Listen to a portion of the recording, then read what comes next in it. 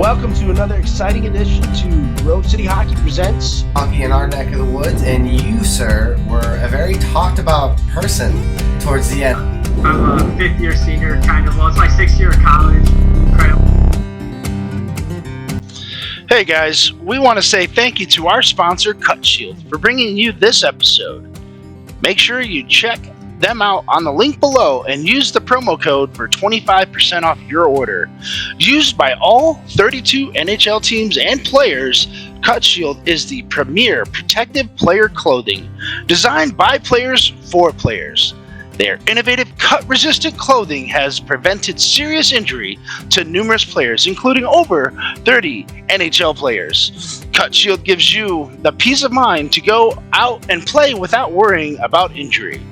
Use our promo code GroveCityHockey, all lowercase and no space, for an additional 25% off your order today.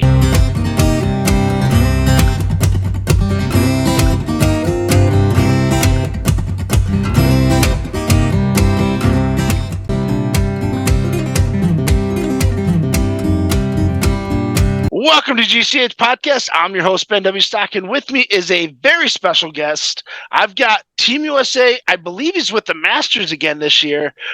Marty Gwozdz. How you doing, Marty? Yeah, I'm doing great, Ben. Thanks for having me, man. Yeah, it's correct. It's Masters, definitely. Yeah, you're not. You didn't get bumped up with Franny and those guys up into the veterans, right? Or is it? No, he's with the veterans not now. yet. When I hit that age group, 100%, right? Yeah. But yeah, no, I'm excited. This will be my third year to go. Yeah. I went pre-COVID, and then COVID happened. Didn't go. They like skipped it for a year, then it came back. Couldn't go that year, and then went back last year. And yeah, it was a great outcome, and it was a lot of fun for sure. And then yeah, it's going to be in Spain this June, and our team's going to be. We have a really good team as well again. So your team looks super stacked because you guys got a lot of the guys that were playing with the U.S. senior men's now starting to trickle into the Masters and veterans and legends, you know, as it be. So now you got a lot of younger guys coming in now. So tell us a little bit about this team. And what you guys hope to achieve. I hope you guys are, expecting another gold, and then we'll talk a little bit about last year too. Yeah, I think, talking about the team this summer, like you said, you got to think about guys that are aging up because obviously there's an age cutoff there.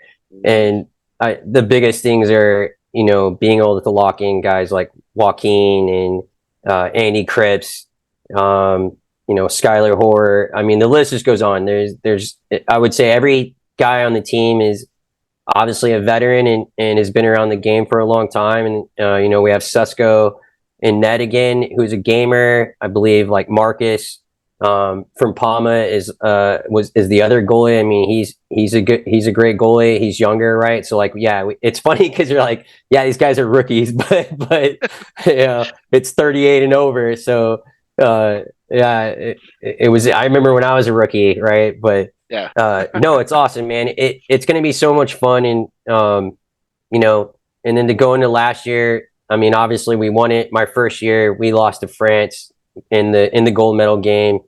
Tough loss, in my opinion. You're always going to think, we should have won that game. We had our chances, and yeah, it just unfortunately didn't go our way, and it sucked. And yeah, I think having that break even made it worse because, I think we had that itch we wanted to get the gold. And then to be able to do that years later in Italy last year was awesome. And the tournament formatting is very interesting. Like they don't do a playoff. Like you could lose a round robin game and it could knock you out of being in like that top three. It was very interesting. And it honestly, it was pretty cool to be a part of, to be honest. I've never played in a format like that. And yeah, it's pretty intense, like we had a close game against Brazil. That was insane. We were losing that game, the whole game until literally probably the last 5 minutes. And we just kept pushing our top line out there and they buried two, that guy's lead and we held on to it. but it's crazy because if you think back at it, we lose that game, we don't even end up in the top 3, and it's just crazy to think about that. And we'd already won that was like our 3rd round robin game, and we had already won the first 2. So it's crazy to because usually in tournaments you're like, oh, if you win at least 2 of your 3 round robins or whatever, you're most likely going to get into the playoff, right? But yeah, it was a little different. It was like I don't know like the full detail of the format, but it was kind of seemed like it was constantly like reseeding, and then they would take the top 3, and then you would kind of do this playoff between those 3 teams. Yeah, and like just look at Canada could be a prime example here, as they lost 1 game in their round robin, and they ended up having to play in like the second tier group of teams, with like your Australia, your Colombia, your Brazils, Argentina, that type situation. I think Argentina made it into the top tier with you guys. But yeah, so like they had to play like Germany and all of those guys, and they would, win their games, 15-0, but then they lost that 1 game. And that just changed the whole bracket dynamic around. And it's crazy how that worked out, because I was confused, especially especially with like the junior women's team, because I was following Namibia, because I had a couple of the girls that I was coaching, from like 10 years ago, are now on the junior national team and on the senior national team. And because they have a huge a huge women's program over there. And so it was nice. So I was just paying attention, and I'm going, okay, so Canada loses 2 games in their round robin, but now they're playing for a gold medal in like the second tier of the tournament. And it was just crazy how all that worked out. Yeah. And the interesting thing too is, well, in State Wars, is, if I remember correctly, they're kind of doing something similar where you're seeded after the tournament, which is also cool too, because there's just a lot of interesting things that I thought were pretty unique and cool about the tournament, because you think about it, every game you're do or die, like, which is tough, right? Like you can make one slight mistake, and I mean, that Brazil game's a great example. We could have probably easily lost that game, and then, the tournament's over, right? So, but yeah, we ended up playing. I remember, so we had to play Italy that night, beat them, and then we went undefeated, obviously, and then we ended up playing France, beat them, and then we played Canada, beat them, and then we had to play them. It was it was like a semi between Canada and France, and then we played Canada in the gold medal game. We're like Hammond's team. They were good. They were really good. They were big. I think our team we just played a fast game. We weren't like giant, obviously we had JP Bilstein, who's a legend.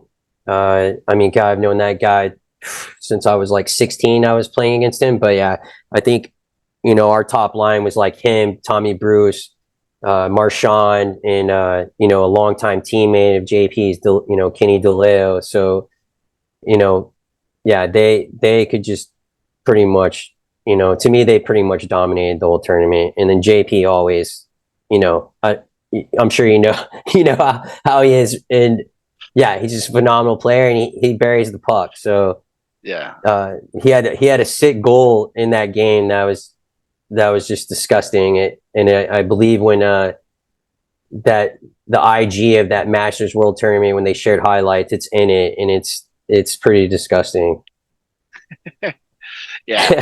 So let's circle back. Let's start with your start. How did you, because you were talking a little bit off camera, how did you get your start into hockey? What was your first like hockey memory that really drew you to hockey? Because I get one of mine is going to a ice hockey game for the first time with my uncle and my grandfather, and my uncle catching that puck barehanded. And that was just like cemented like my love for the game right there, right then and there. And then I didn't get a chance to play until much later, but once I did, it's been off to the races ever since. Yeah, no, that's man, I think my story is pretty unique. I mean, I was born and raised in Fort Worth, Texas, and uh my dad was always a hockey fan. I'm half Polish, so his whole family's Polish. His parents are from Okay. Poland, and um yeah, I don't know exactly what got my dad into hockey, but I don't remember this, but I know, they told me from my childhood I had a stick in my hands when I was like 3. And then my memories of getting into hockey first were legitimately playing street hockey, like not on skates, and like playing like on a tennis court with a tennis ball, with my dad and my uncles. And one of the funniest memories I have is, they people do it differently, right? They say, hey, you should be right-handed if your dominant hands, your left hand, right? Or vice versa, right? Like, so if you're dominant right-handed, it should be your top hand, you should be left-handed. Mm-hmm. And I remember my dad, I have a couple of brothers, and he was just like, yeah, you guys are all dominant right-handed, you should be left-handed. And every time I'd play, man, I would just like, because the street hockey sticks are plastic blades, I would just curve it right-handed, and then we always had a rule that you couldn't take slap shots, and that's all I would do. So I was just like pissing off my uncle. I mean, I can see their reactions like it was yesterday. But yeah, it's how I got into it. I fell in love with it. It's funny because people are like, "Oh wow, this guy's from Texas," and it was way back in the day, even before the Stars came. And I just remember another unique thing too is my dad played the organ for the Fort Worth Fire or the CHL. And I went to like every game with him. So like not only was he playing the organ at the games, but he was like the DJ too. Like to a point where like even when I was a kid, I was kind of picking, CDs were out. People probably, some of your listeners may not even know what those are anymore, but like I was just like playing like CDs to play the music at the games. And I just remember always loving being there and watching. Yeah, and it was CHL too. It was like kind of like bottom line minor league hockey, but there were some great rivalries, the Fort Fire and the Dallas Freeze, and like there's like the Tulsa Oilers and Oklahoma City Blazers, and yeah, so always just kind of got it from my blood, from my dad, and then always it was crazy because I grew up playing every sport. I love soccer too. I think soccer was like a sport that I gave up to fully just go into roller hockey. But yeah, in a nutshell, man, that's just kind of how it's just always been around me, and I've always loved to be around it.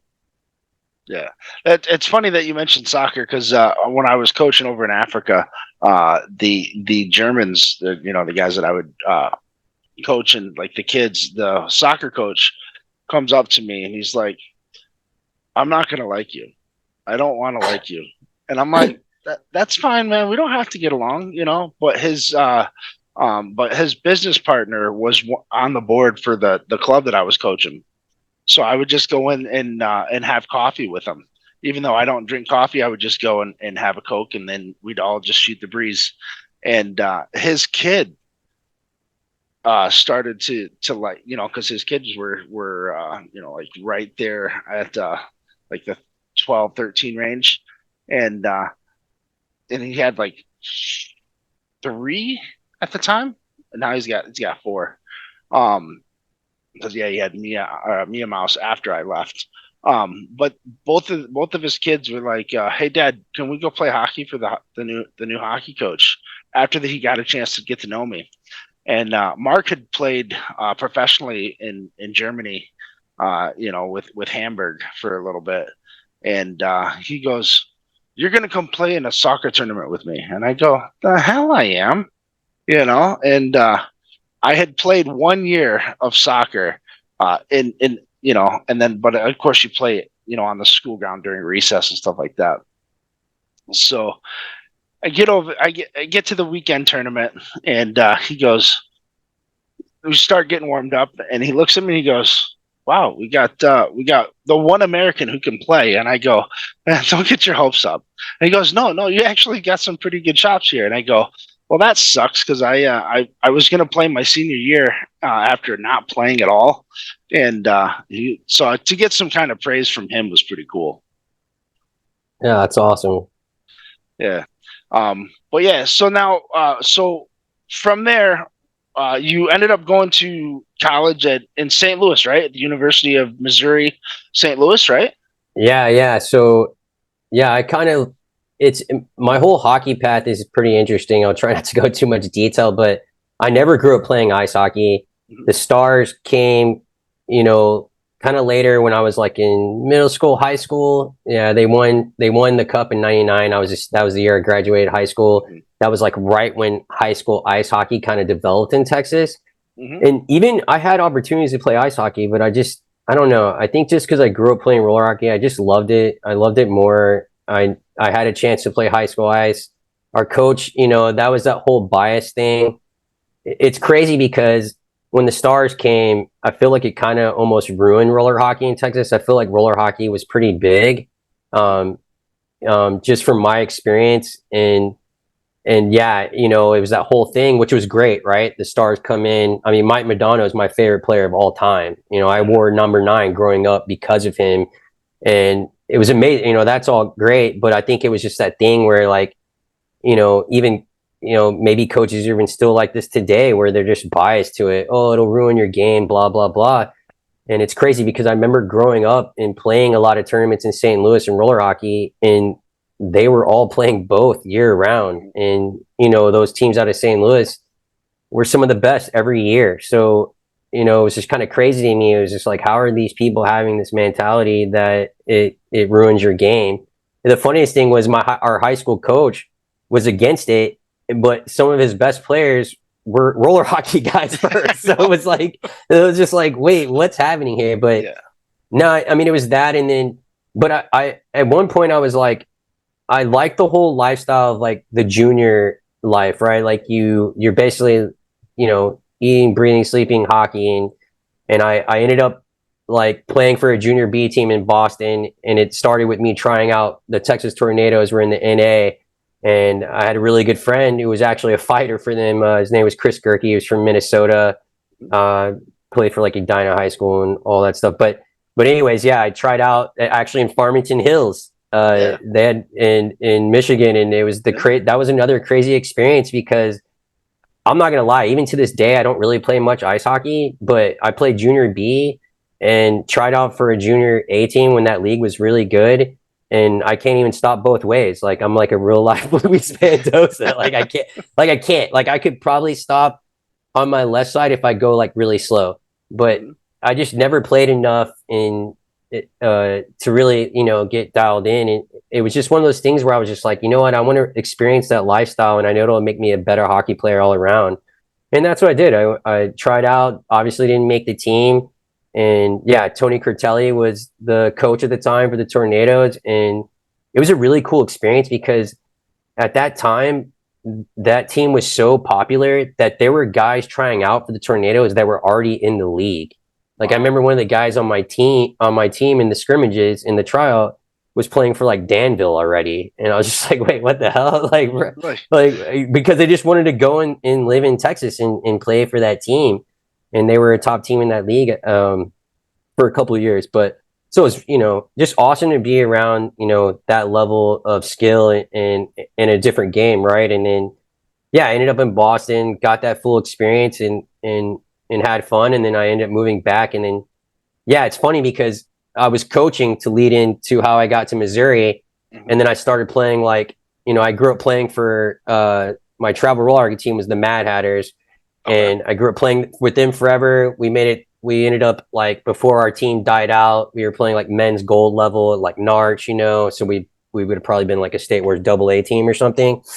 Never really made it to like platinum or anything, but yeah, once that kind of died out, I didn't really have anywhere. And then I started playing at Narch, and then yeah, ended up in Missouri, knew a lot of people there already, and actually had a job lined up to work at Total Hockey. And it was awesome, man. Just again, knowing all these people and just being able to adjust and do that.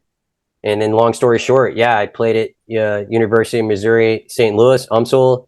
We won our D1 championship against Lindenwood my first year. And the rest is history. I was there for 13 years. And, I thought I would probably move back to Texas after I graduated, and St. Louis is actually an awesome city. I love it, and I think it depends on what you're into, but it's a great sports town.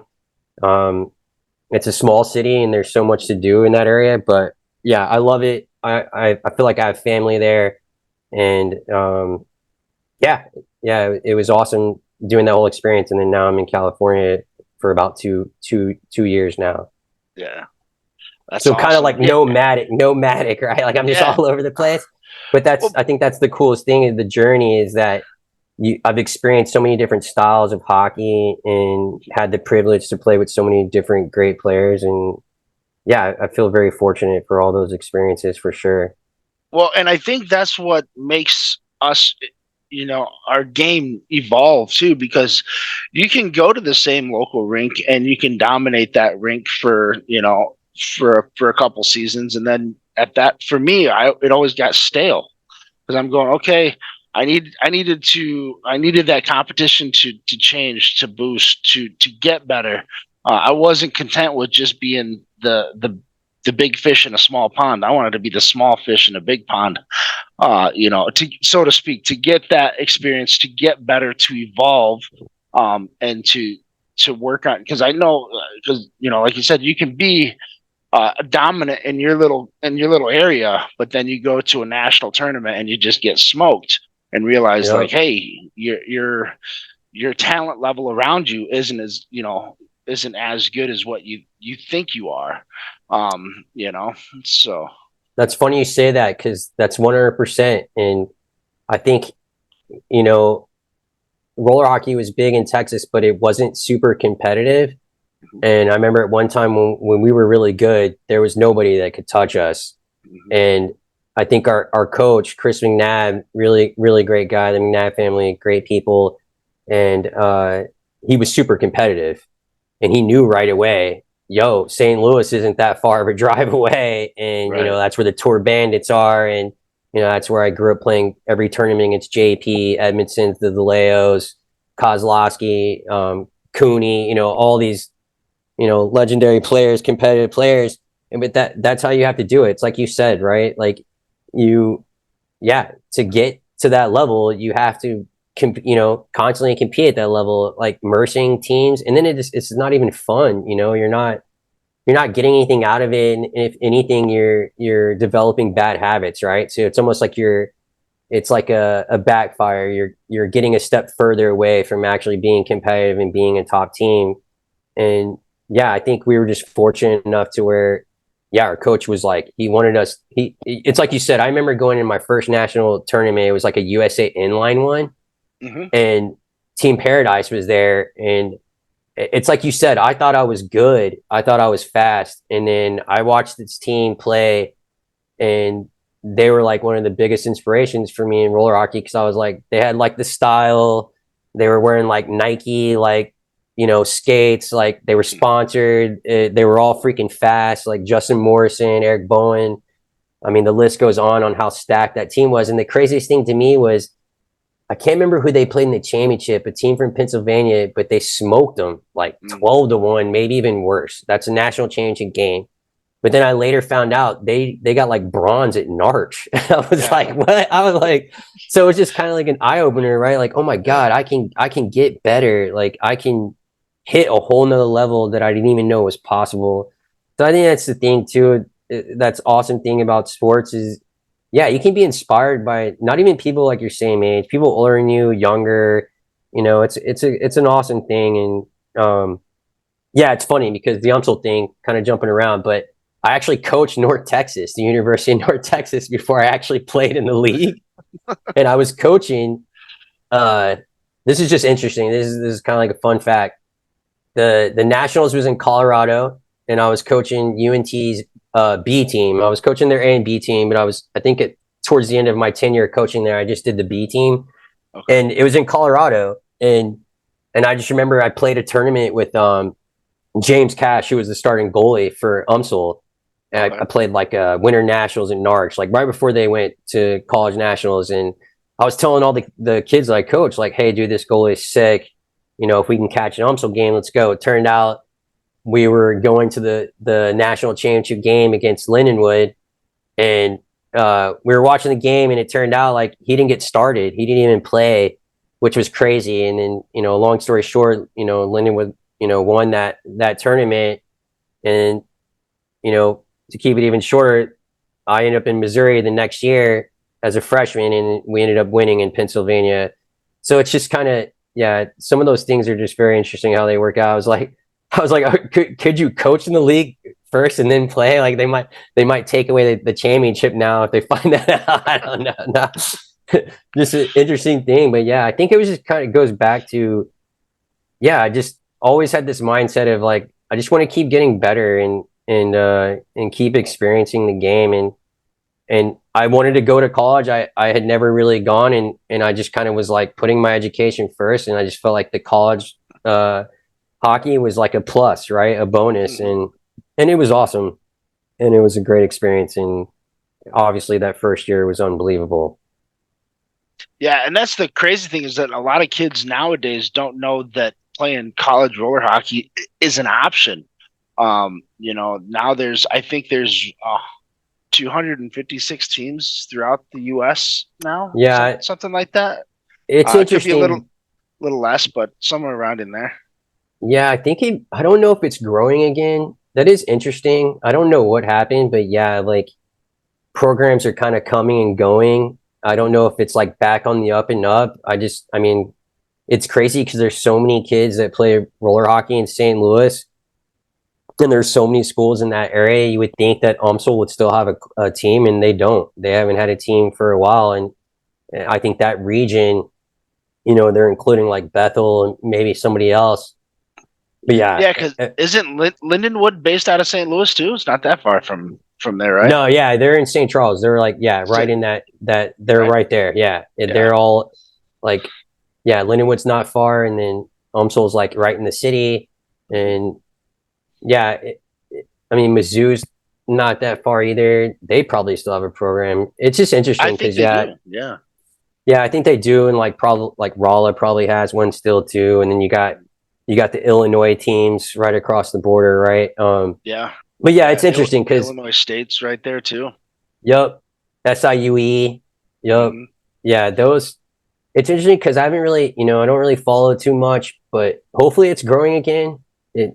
Because you're right. Maybe a lot of people don't know, and then it seems like more and more schools, and I could be wrong, but more and more schools are like finding ways to actually provide, like whether it's grants or sponsors, or scholarships or whatever to play. But yeah, it's like I don't even know how it is out here. Like I know Arizona State has a team. There's a Grand Canyon University. I know Rich Garvey coaches. Yep. So it'd be interesting to hopefully it keeps getting bigger and so they can move forward, because I feel at a time when I left it was kind of dying down.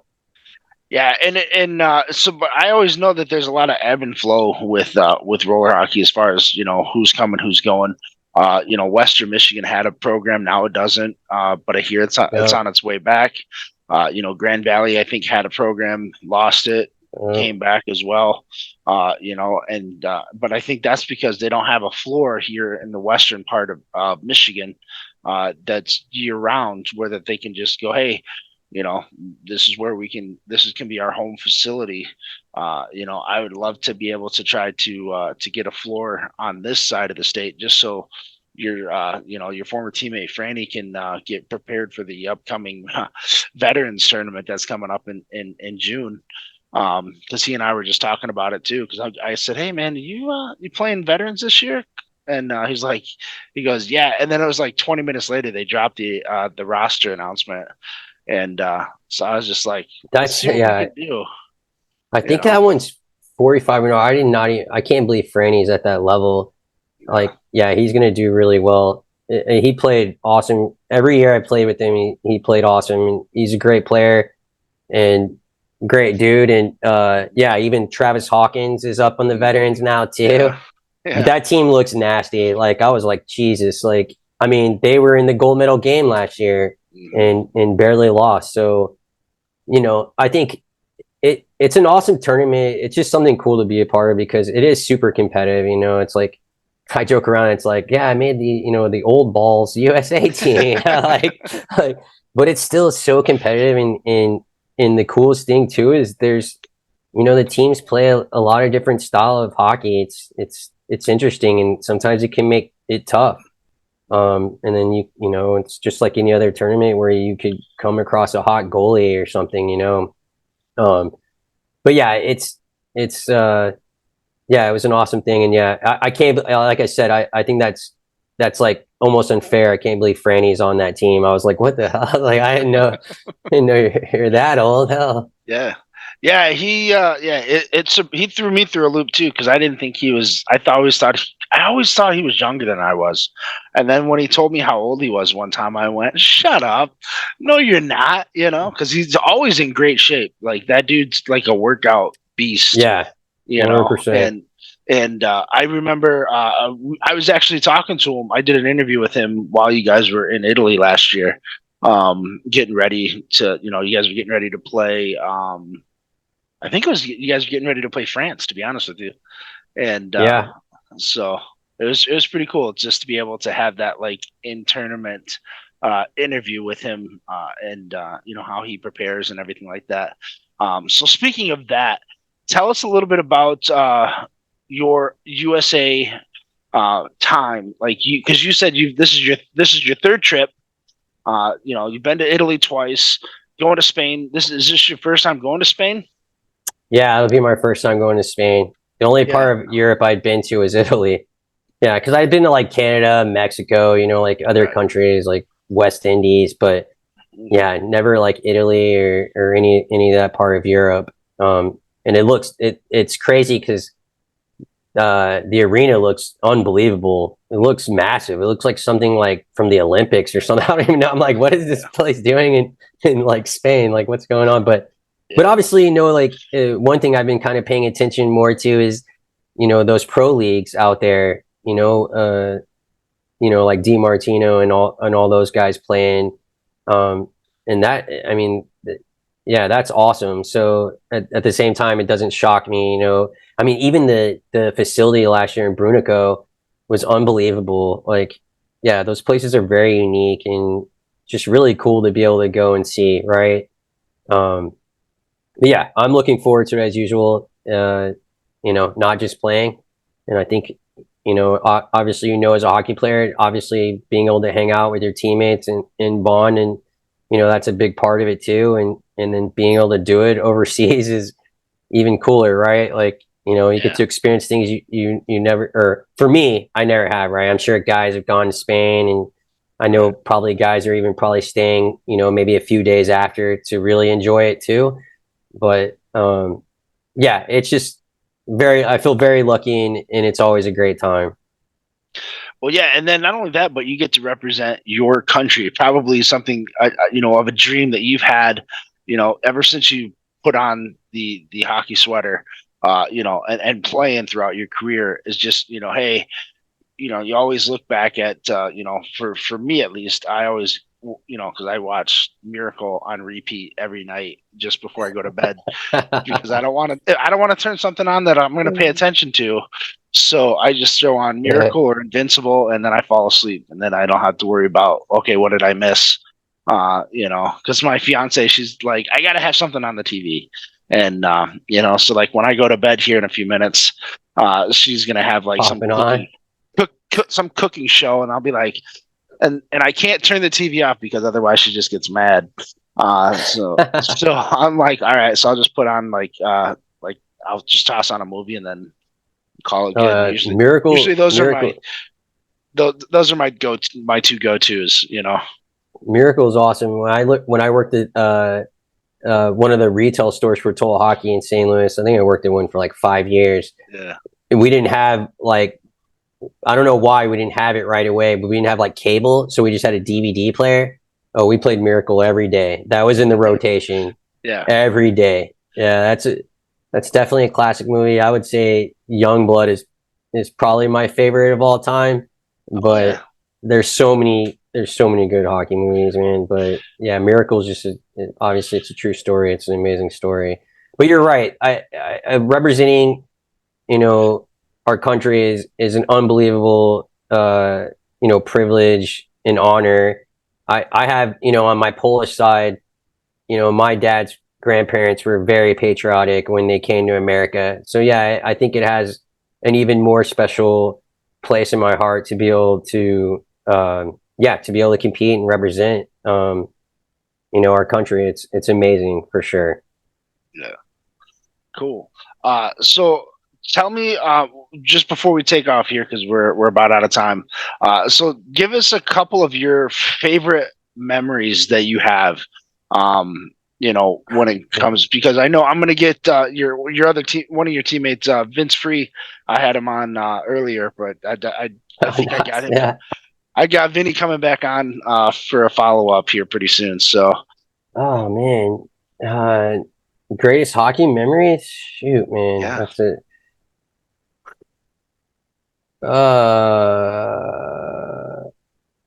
Man, that's a good question. I would say, man, damn, winning obviously with Umsel is one. I'll probably give you too many, but No. I'll try and be quick. I would say, yeah, winning with Umsel. I played with CarShield Pro when it was St. Louis, and they won Pro at Tours. I was on that team. That was an unreal experience. And then I would say, like, just overall, like, as a kid, I think one of the best things I always loved that's different now, but I just remember no matter what tournament I played in nationals, when I was younger, as soon as I got home, I would go straight to a rink and skate. And that's something I will never forget, because I just remember, like, I always felt like I always became a better player from playing national tournaments, regardless of the outcome. And I just was always so pumped to get home, get back to the rink, and keep skating. Now, does that happen today? No, not at this age. But I just remember when I was younger, I remember literally I would literally go from the airport to a rink. Like, that's just how much I love the game. And I think it was just something that I'll never forget, is because I just always felt like I was just constantly getting better. And that's what always makes it fun for me. And yeah, it makes me love it and enjoy it. But that's a great question. It's like, damn, man, that's it. If I think about it more later, I'll be like, oh, maybe I had a different answer. But no, I appreciate it, man. And I appreciate you having me on, and enjoyed the conversation. And hopefully you don't lose too many followers from the like, who the hell is this guy? No, but we won't lose any followers. If anything, this will just be, it'll be a lot of. It's an eye opener. It's like it's one of those things where now you have a chance to share your story with your little one, because you have a 2-year-old, right? 2-year-old son. Yeah, 2-year-old son, man. He loves hockey. He knows what it is, and it's crazy because I got him my skates. He doesn't really. I mean, he likes them, but he sees my wheels. And, kids, how boys are, they like playing with trucks and wheels. Mm-hmm. He wants roller hockey skates. So, like, now I'm just trying to track some down small enough for him, because they're hard to find at that size.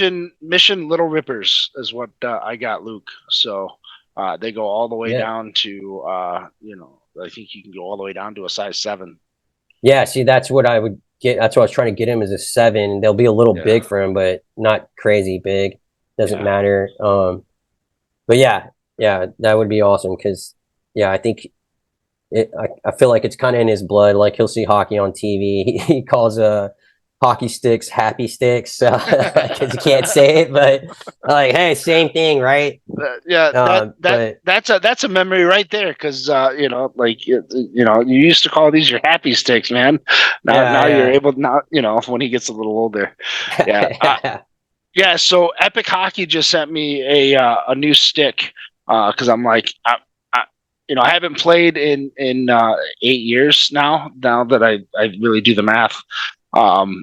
So I was talking to Dan Costas from Epic Hockey, and I'm like, hey man, I'm what sticks you got available?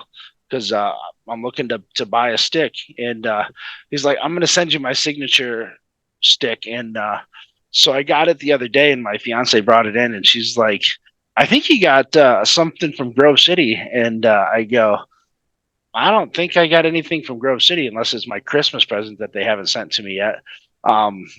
Just so Sean, we're still waiting on that, bud. And so she's like, but it's awfully light. And I go, these hockey sticks these days are like super light. And because I picked it up when I was at the Let's Play Hockey Expo last year. And So there's a couple pictures of my daughter holding the stick, and she just got the biggest smile on her face, and she loves the game as well, and so does my son. And he loves to skate, so we try to get him out to the skating rink, as much as we can. And because he's always like, Dad, can you make me a hockey rink chart? And I go, what do you mean?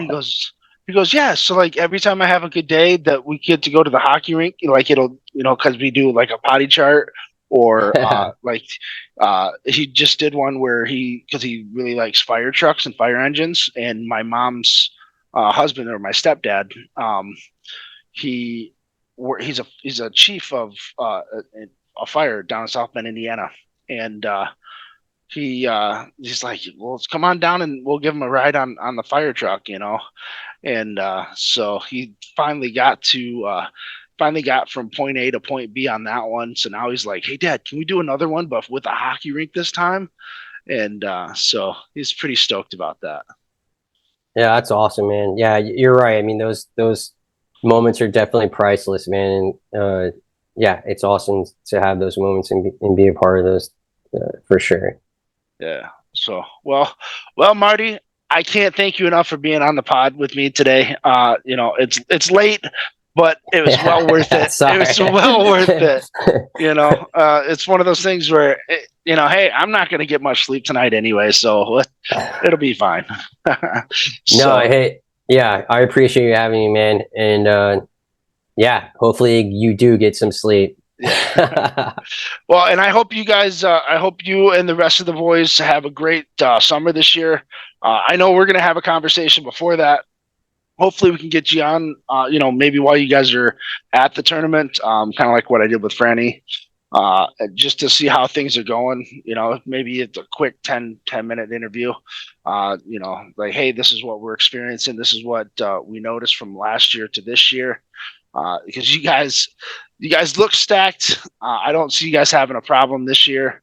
But then again, you got to remember also those other guys that were aging out from the seniors, from the senior division now to the masters, just like the other, other countries, just like you guys. So each year is different. Hopefully you guys can come together and hopefully you guys have a great training camp before the tournament starts. So, I'm excited. I can't wait to watch it. And I hope you guys all watch it later this in June.